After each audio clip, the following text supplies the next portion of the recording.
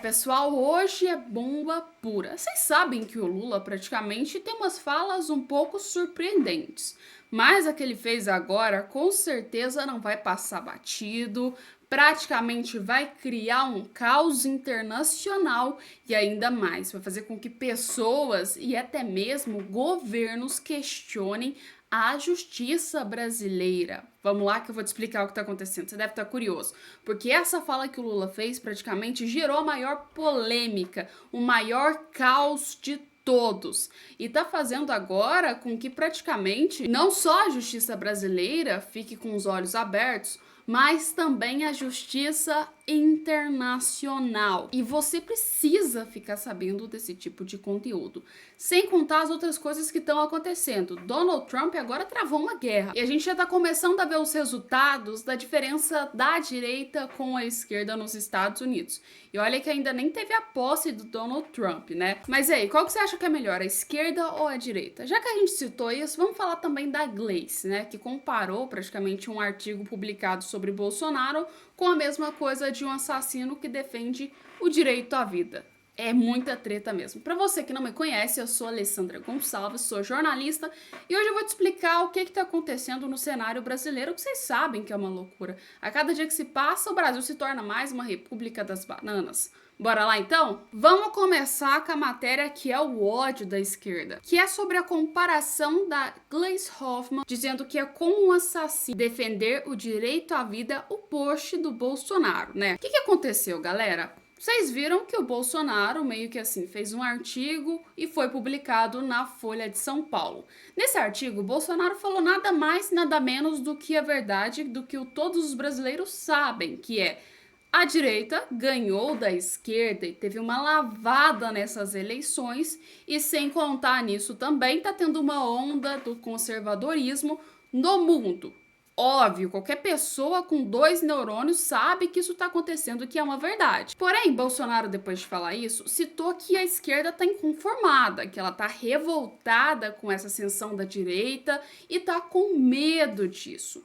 Em resposta a uma resposta que praticamente assim, a gente olha e fala que coisa mais aleatória, a Gleisi Hoffmann faz essa comparação no dia como um assassino defender o direito à vida, falando que então seria uma hipocrisia o Bolsonaro dizer isso e sem contar defender os direitos conservadores. Uma coisa eu tenho que dizer pra vocês, incomodou ela, porque senão ela não teria feito essa fala. Obviamente não teria feito. E não só a Gleisi, como completamente a esquerda tá incomodada agora com Bolsonaro, mas não só com Bolsonaro, como principalmente com uma pessoa que tem ainda mais fama que o Bolsonaro e que pode dar essa força para que Bolsonaro volte em 2026, que é então o Donald Trump. E para quem não viu ainda, Donald Trump está declarando guerra completa a todos os ideais da esquerda. Com certeza o principal é com a segurança, né? Para quem não sabe agora, depois da eleição de 2024, os furtos voltaram a ser considerados crimes graves na Califórnia. Então, resumindo, já que tá começando aí uma nova era. E a esquerda sabe que essa nova era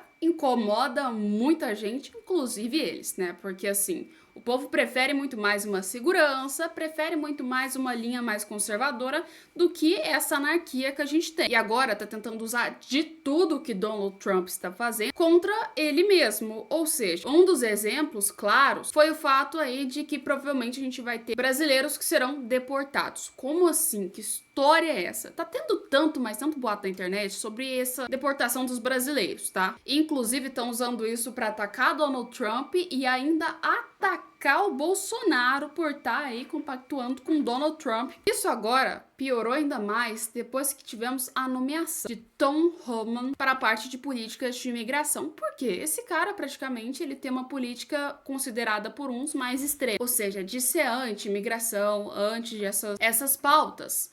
Porém, tá todo mundo entendendo errado, tá todo mundo achando que ele vai pegar, botar todos os brasileiros, vai colocar no barquinho e vai mandar de volta pro Brasil. Não é assim que funciona. Essa política vai vir, provavelmente, contra a imigração para imigrantes que estão ilegais dentro dos Estados Unidos.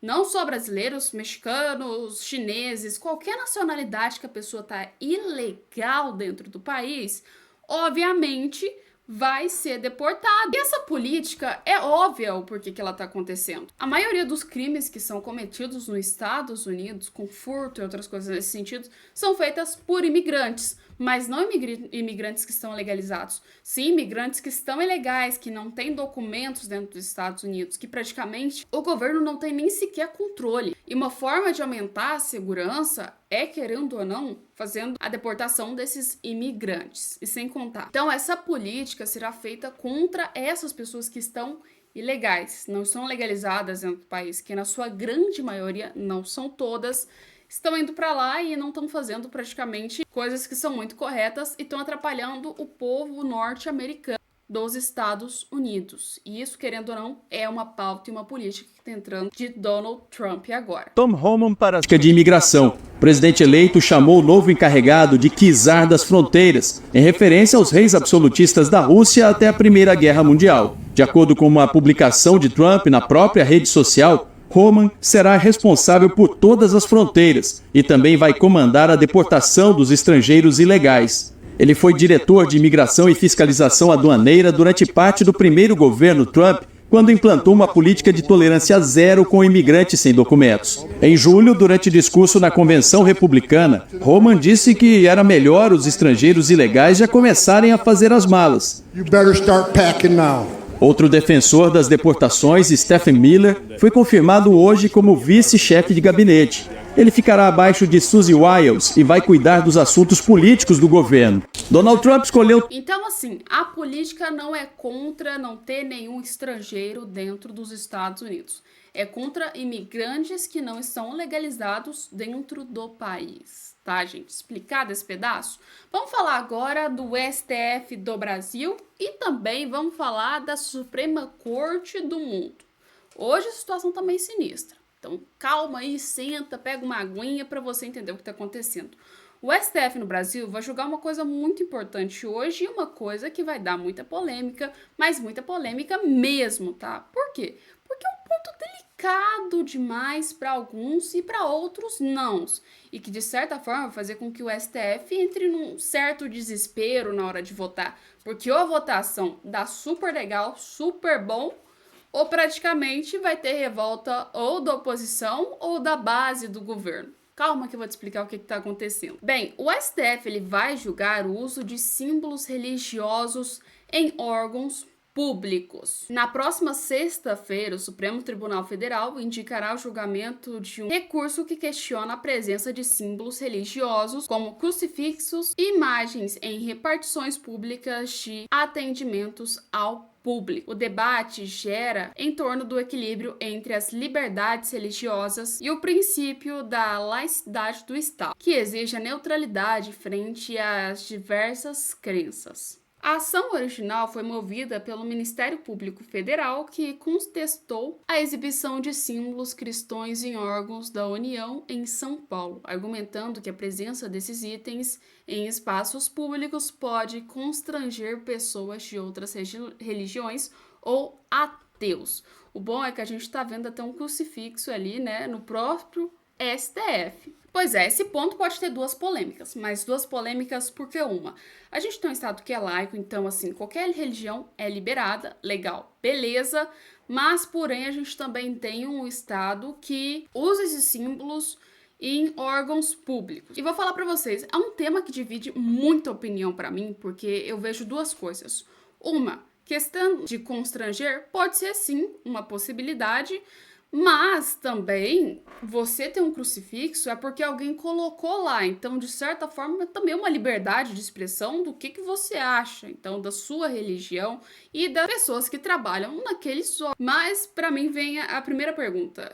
A gente não tem tanto problema para resolver no Brasil, mas tanto problema mais importante do que decidir se um crucifixo vai incomodar ou não uma pessoa. E um dos lugares que a gente tem mais isso são até hospitais. Todo mundo foi em um hospital público, viu um crucifixo, alguma coisa de religião. O que, de certa forma, às vezes até demonstra uma simpatia, uma segurança maior para as pessoas. Esses símbolos religiosos. Só que é um tema muito, mas muito polêmico, porque uma coisa é certa, dependendo da votação do STF, muita gente não vai gostar disso, e também dependendo da outra situação, possa ser que a galera que é militante não goste. Então, resumindo, qualquer decisão que seja tomada vai ser desagradável para alguém. E na minha visão, sabe o que tem que fazer?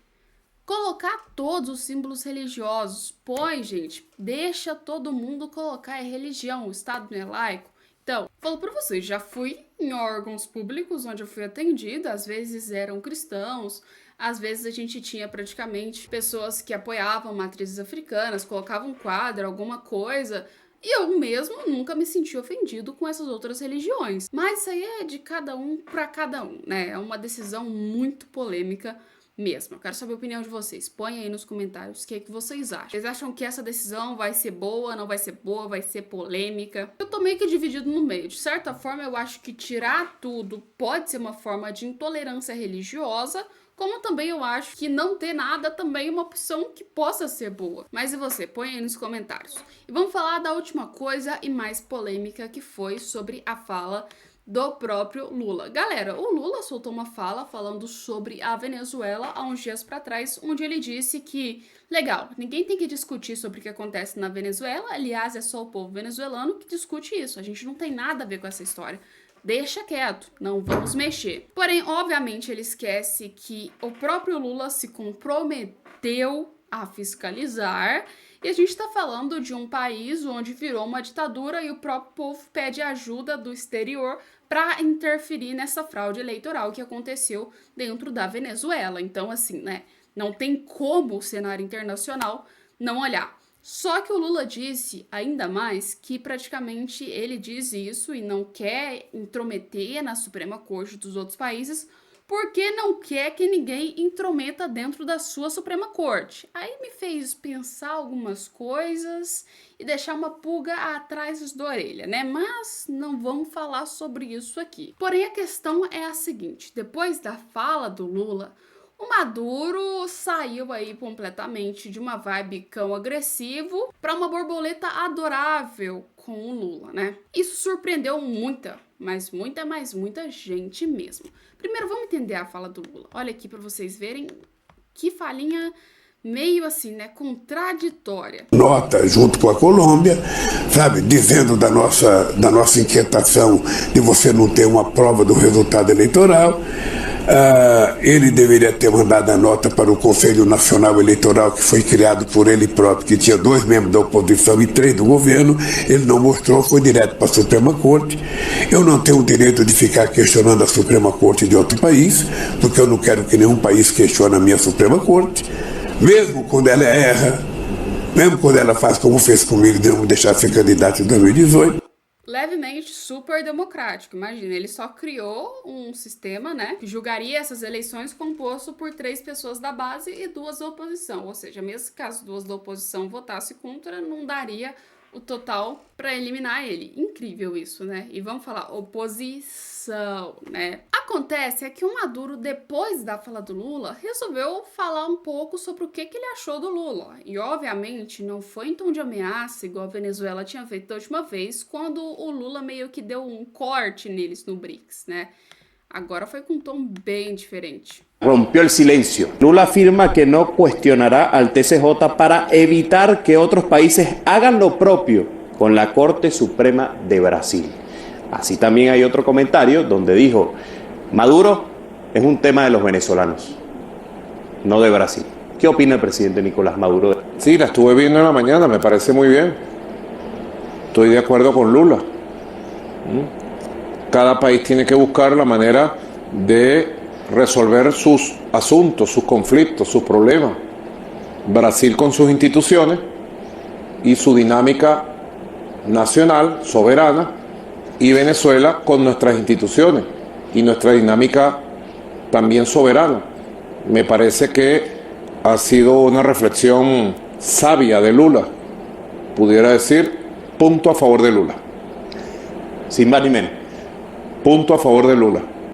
Esse finalzinho, ponto a favor de Lula, entregou o jogo todo, né? Entregou tudo pra gente. E praticamente, vamos falar que O Maduro já assim, né, já chega de cara lavada mesmo, falando sobre democracia, instituições e que países têm que preservar um ao outro, sendo que há pouco tempo atrás ele estava querendo invadir um território que era considerado da Venezuela, com a Guiana, né, assim, super soberano ele, imagina, pessoa amável.